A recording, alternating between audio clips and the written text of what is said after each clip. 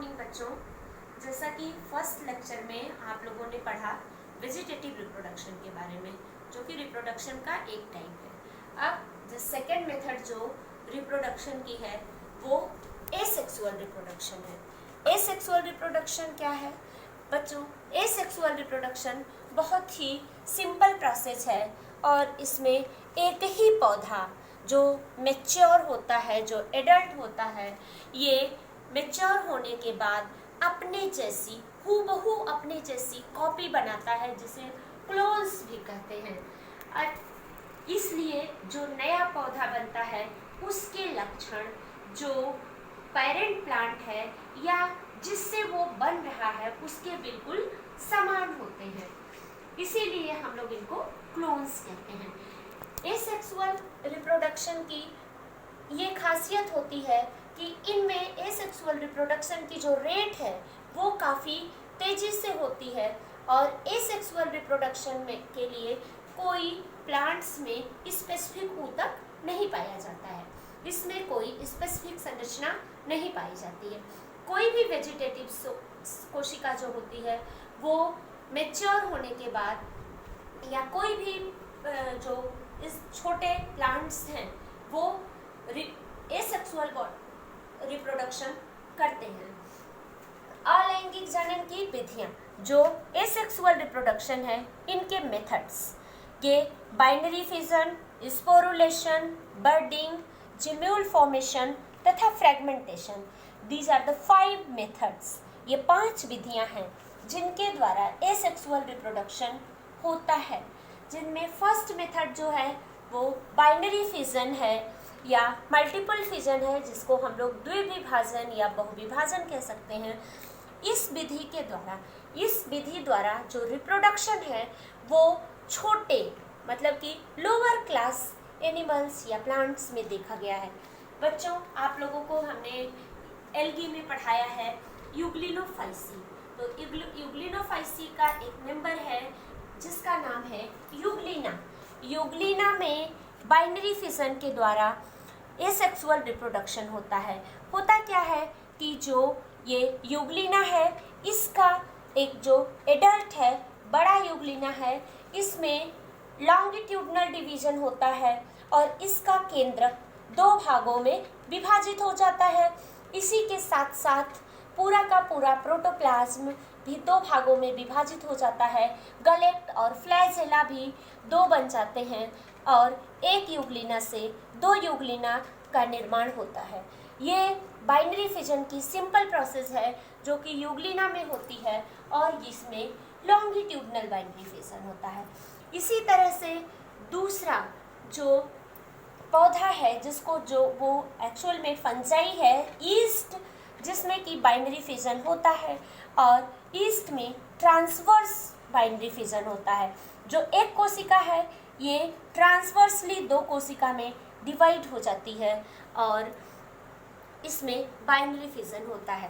तो इस तरह से आप लोग देखेंगे कि जो बाइनरी फिजन है इसमें सबसे पहले जो केंद्रक डिवाइड होता है, दैट इज द कैरियोकाइनेसिस। केंद्रक के डिवीजन को क्या कहते हैं? कैरियोकाइनेसिस, हमने पहले भी बताया आपको।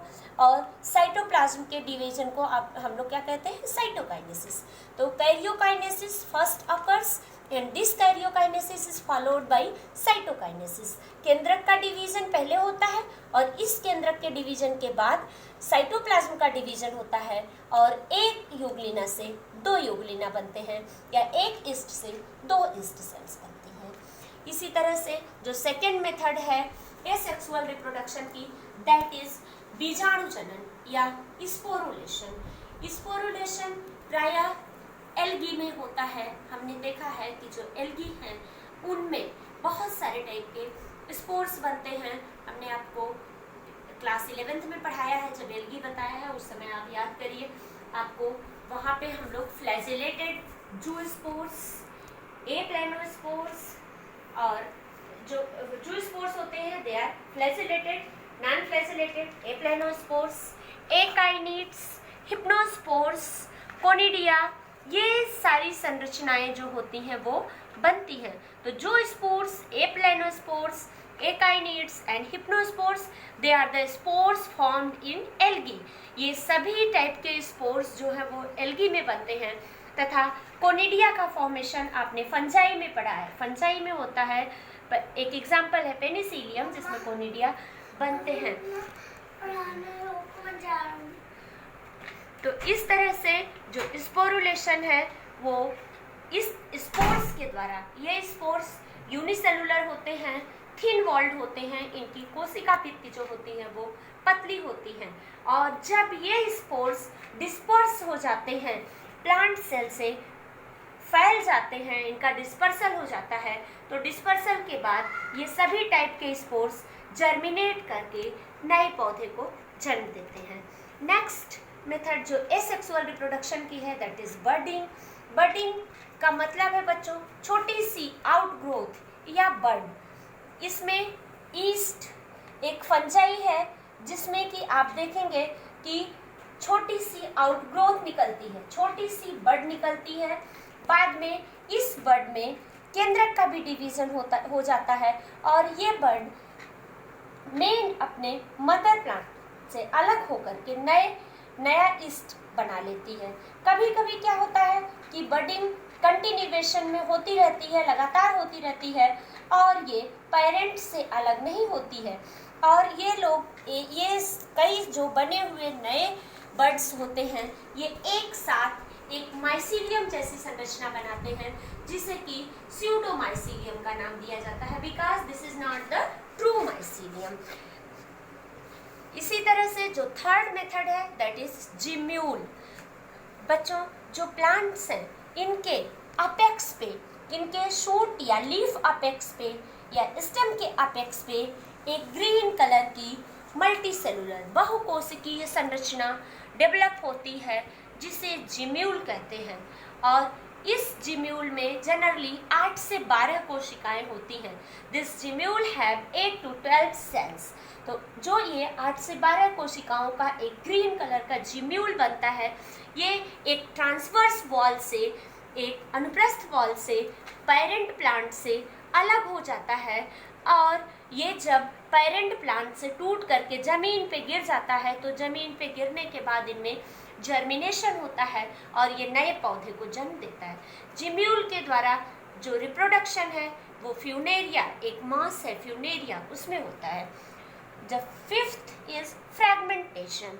फ्रैगमेंटेशन का सिंपल सा अर्थ है टूटना, खंडीभवन, कि एक फिलामेंट है, जो प्लांट का एक फिलामेंट है वो 2 या 2 से अधिक भागों में टूट जाता है, और ये या तो कहीं से बाहर से प्रेशर एक्सर्ट होता है, या कभी कभी जंतुओं के जाने से, चलने से जो फिलामेंट है वो टूट गया, रप्चर हो गया, सेपरेट हो गए।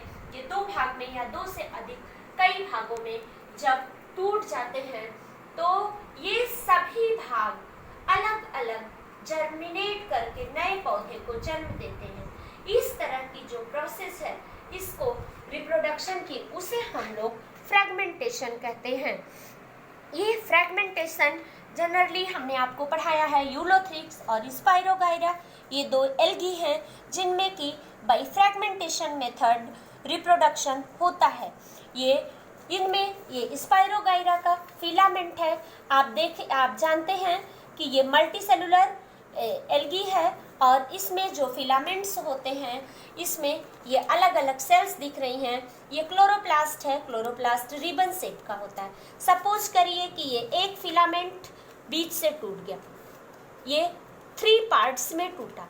अब ये सभी 3 पार्ट्स नए नए फिलामेंट जनरेट कर लेते हैं। पूरा एक पार्ट एक फिलामेंट, दूसरा पार्ट दूसरा फिलामेंट, और तीसरा पार्ट तीसरा फिलामेंट बनाता है। तो इस तरह से एक फ्रैगमेंटेशन मेथड से जो मेन फिलामेंट है उसके टूटने से जो फिलामेंट्स बनते हैं वो सभी फिलामेंट्स फिर से जर्मिनेट करके नए पौधे को जन्म देते हैं। ये रही 5 मेथड्स जिनके द्वारा एसेक्सुअल रिप्रोडक्शन होता है। जनरली लोअर ग्रुप के जो प्लांट्स हैं उन्हीं में फ्रैगमेंटेशन के द्वारा रिप्रोडक्शन होता है। हम यहाँ देख रहे हैं यूग्लिना एल्गी है, ईस्ट फंचाई है, और यहाँ पर यूलोथ्रिक्स, स्पाइरोगाइरा ये एल्गी हैं, और फ्यूनेरिया जो है ये मॉस है। तो जनरली जो लोअर ग्रुप ऑफ प्लांट्स हैं उन्हीं में एसेक्सुअल रिप्रोडक्शन होता है। What are the advantages of asexual reproduction? इस एसेक्सुअल रिप्रोडक्शन से पौधों को क्या लाभ है? तो जो उत्पन्न जो संतति होती है एसेक्सुअल रिप्रोडक्शन से, जो नया पौधा बनता है वो उसकी मॉर्फोलॉजी और जेनेटिक्स दोनों नए पौधे के समान, पुराने पौधे के समान होती है। मतलब कि बाह्य अकारिकी और आनुवंशिकी दोनों, उसका जेनेटिक कंस्टिट्यूएंट और उसकी जो संरचना है बाह्य एक्सटर्नल संरचना, वो दोनों जो पेरेंट प्लांट है उसके समान होती है। गुणसूत्रों की संख्या पेरेंट प्लांट के समान होती है। क्यों? क्योंकि ना ही इनमें गैमेट्स बनेंगे, ना ही जब गैमेट्स नहीं बनेंगे, गैमेट्स का फॉर्मेशन नहीं होगा, तो ना ही तो इनमें मियोसिस होगी, ना ही फ्यूजन होगा, गैमेट्स का फ्यूजन होगा, ना ही मियोसिस होगी, और ना ही इनमें जो है फर्टिलाइजेशन होगा। इसलिए जो जेनेटिक कंस्टिट्यूएंट है, जो क्रोमोसोम है, वो जैसा पेरेंट प्लांट का होता है सेम वैसा ही नए प्लांट का होता है। इसमें जनन की प्रक्रिया में केवल एक ही पेरेंट का योगदान होता है। जो एसेक्सुअल रिप्रोडक्शन है, एसेक्सुअल रिप्रोडक्शन के में जब एसेक्सुअल मेथड से रिप्रोडक्शन होता है तो केवल एक ही पौधा भाग लेता है। यहाँ पर हमें दो पौधों की जरूरत नहीं होती है, इसलिए जो जेनेटिक कंस्टिट्यूएंट है वो मेन प्लांट का ही होता है। इसमें अनेक पौधे, जैसे शैवाल में यह एडवर्स कंडीशन को व्यतीत करने का एक अच्छा साधन है। हमने आपको बताया स्पोरुलेशन की प्रोसेस, बीजाणुजनन की प्रोसेस, जिनमें कि जूस्पोर्स, एप्लेनोस्पोर्स, एकाइनेट्स, ये सारे जो बनते हैं, इन सभी में जो है कभी कभी ये होता है कि जो एडवर्स सिचुएशंस हैं, प्लांट्स उनको टॉलरेट करने के लिए कुछ स्पेशल टाइप का स्पोर बनाते हैं, और जो ये एडवर्स कंडीशन होती हैं उनको टॉलरेट भी कर जाते हैं और नया पौधा बनता है। क्या डिसएडवांटेजेस हैं इसके एसेक्सुअल रिप्रोडक्शन के? एसेक्सुअल रिप्रोडक्शन में अर्धसूत्री विभाजन नहीं होता और ना ही दो विभिन्न आनुवंशिक संरचनाओं वाले युग्मक का संयुग्मन होता है, ना ही इनमें पहले भी बताया आपको न तो मियासिस होती है, ना ही गैमेटिक फ्यूजन होता है। इसलिए जो नई जाति है उसका विकास संभव नहीं होता है। इस जनन की निरंतरता से वीक जो प्रोजनी होती है, संतति होती है, वो वीक होती जाती है, दुर्बल होती जाती है।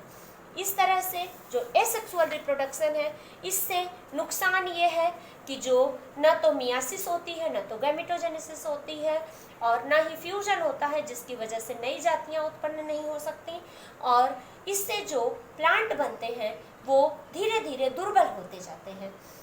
थैंक यू बच्चों। इसके बाद हम लोग नेक्स्ट इसी के कंटिन्यूएशन में, एसेक्सुअल रिप्रोडक्शन के कंटिन्यूएशन में अब सेक्सुअल रिप्रोडक्शन पढ़ेंगे कि सेक्सुअल रिप्रोडक्शन क्या है, लोअर ग्रुप से लेकर के हायर ग्रुप तक, और specially in the reference to the angiosperm हमें सेक्सुअल रिप्रोडक्शन पढ़ना है। Thank you.